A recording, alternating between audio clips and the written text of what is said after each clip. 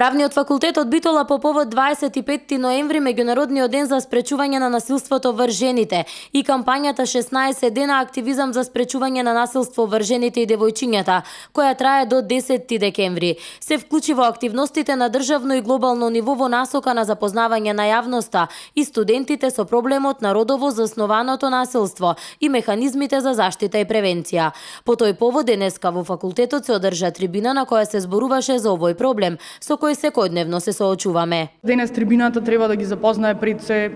студентите, но и јавноста за тоа што е родово базирано насилство, во кои форми може истото да се јави, но и на каков начин можат сите кои што би биле потенцијални жртви или пак се жртви на родово базирано насилство да можат да се заштитат од истото. Пред трибината беше потпишан меморандум за соработка меѓу Правниот факултет во Битола и меѓу Општинскиот центар за социјална работа од Битола, а тоа е можност идните правници да се запознаат со работата во повеќе институции во градот. Правниот факултет добива многу во однос на стручните лица кои што може да се вклучат во теоретската настава кај нас, но и во насока на правната клиника која што веќе е формирана кај нас. Избрани се тие 30 студенти со кои што ќе работи